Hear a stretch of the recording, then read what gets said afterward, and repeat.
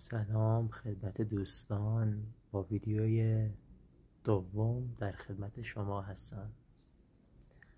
راویم و خوشحالم که اگر حتی یه نفر فقط حرفامو بفهمه و درک کنه، و خیلی خوشحالتر میشم که به همه به درک عمیقی از خودشون برسن.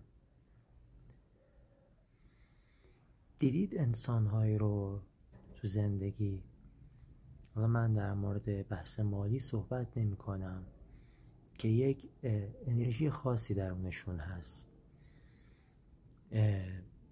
چجور بهتون بگم، زیاد وارد جمع نمیشن، یا اگر هم میشن اون جمع ساکت میشه، یه فرکانس خاصی رو از خودشون ساطع میکنن. حتما به همچین انسانهایی بهتون برخورده. حیوانات کنارشونن، انگار جهان و دنیا باهاشون هماهنگه. تو صداشون یه ارتعاش و فرکانس خاصیه.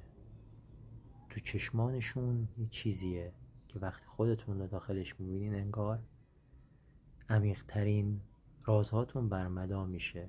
انگار یه نسخه ای داخل خودتون درون این همچین عده خیلی کمی هستن. میبینین که شاید بیزار بشین، شاید هم جذب بشین. ما دو مدل به دست آوردن آگاهی و بالا بردن فرکانس و ارتعاش داریم. من کاری ندارم حالا اولویت انسان از چی آزاد، چون اولویت هر چیزی تو ذهنه، تو درون انسانه، و هم میدونیم ما که دنیای بیرون انعکاسی از درون ماست. ولی ما دو مدل به دست آوردن آگاهی در انسان هست، بالا بردن فرکانس. یکی با تمرین های مداومه، با مدیتیشن، با یوگا، با خوبی نیکی کردن. فقط دو مدل آگاهی انسان به دست میاره. ذهنش باز میشه، سیرتش زیبا میشه. با تمرین های منظمه، مثل مرتازای هندی، مثل کسایی که هر روز مدیتیشن میکنن. این به صورت منظم کسی که مدیتیشن میکنه، کسی که روی خودش، روی ذهنش تمرکز میکنه، به مرور زمان سالیان به یک نقطه از بیداری میرسه، به یک نقطه از آگاهی میرسه. انسانها رو میبینه بدونی که حرف بزنن، سیرت اونها رو میبینه، ارتعاش اونها رو میبینه، جنس حاله و رنگ اونها رو میبینه، بدونه که حتی طرفشون صحبت بکنه و طرفشون هم متوجه میشه. حالا یا دور میشه یا نزدیک میشه، یا فرکانس اون فرد با اون فرد همخوانی دارد که باعث نزدیکتر شدن میشه، یا همخوانی ندارد. این یک مدل به دست آوردن آگاهی.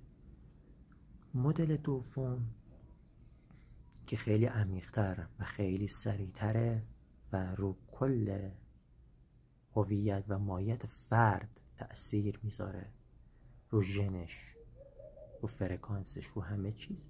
زجر سریع‌ترین راه رسیدن به آگاهی دوستان.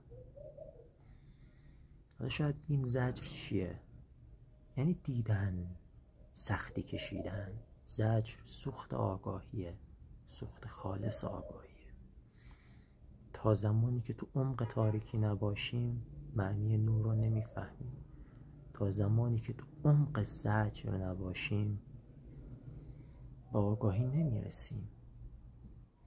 تا زمانی که از دنیای مادی زده نشدیم، یعنی به این نتیجه برسیم که هیچی توی دنیا مال من نیست، حتی لباس ولی ثروت و اینا که بماند، چون هممون تای قلبمون میدونیم که در آخر ثروت به کی میرسه؟ یا به فرزند میرسه، و فرزند هم اگر خیلی فرزند خلفی باشه، خیلی فرزند خوبی، شما پدر نمونه‌ای باشید، مادر نمونه‌ای باشید، به شدت روی فرزند کار بکنین، از بدو تولد تا 6 سالگی، حالا تا 7 سالگی.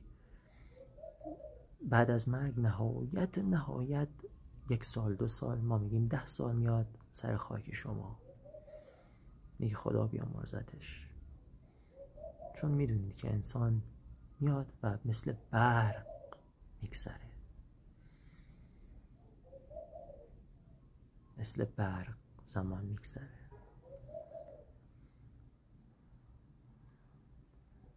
پس من وارد بحث مادیات نمیشم.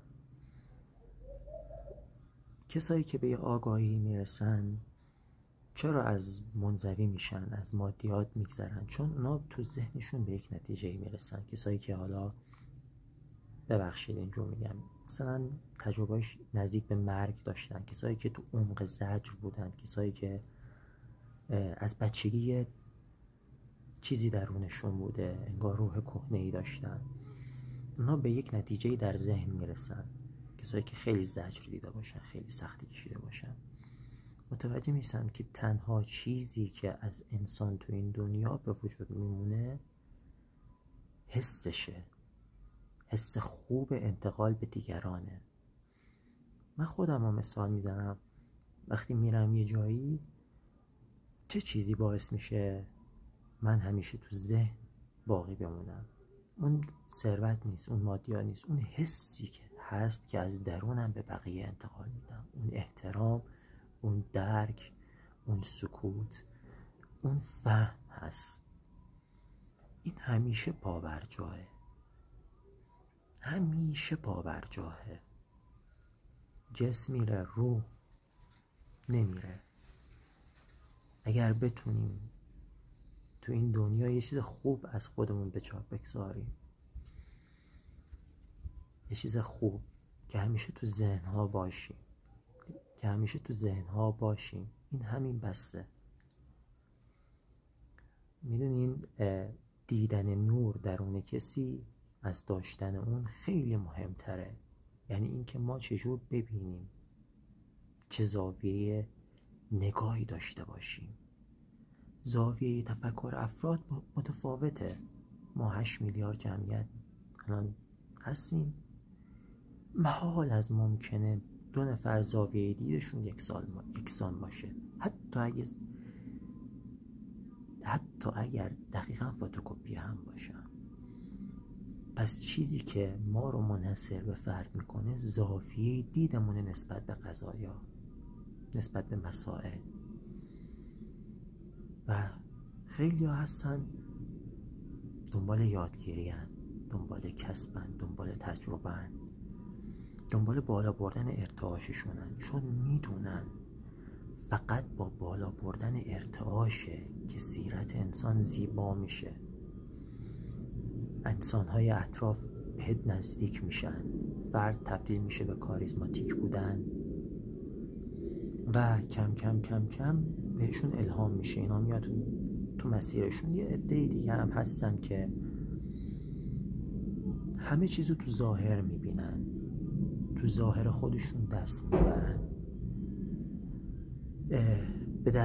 دنبال به دست آوردنن، به دست میارن، غیبت میکنن، قضاوت میکنن، حسادت میکنن. اینها سیرت انسان رو زشت میکنه، کثیف میکنه. شما هر چقدر هم که میخواین زیبایی بکنین، عمل زیبایی بکنین، سعی کنین خودتون رو زیبا جلوه بدن این دسته، ولی نمیشه. کسی که از درون افکار بد داشته باشه، از درون حتی حسادت داشته باشه، هر چقدرم بخواد از بیرون خرج ظاهر بکنه، عطر بخره، ادکلان بخره، هر چقدر، بازم مشخصه درون انسان خیلی مهمه. ما اگر رو درونمون کار بکنیم، زیبایی واقعی، طول عمر، حتی چطور بهتون بگم، به تمام قدرت‌های انسانیمون میرسیم. اگر تفکرمون این نباشه که ما بخوایم قدرت، ما بخوایم زیبا، فقط رو درونمون کار کنیم، بتونیم یه نسخه بهتر از خودمون ارائه بدیم.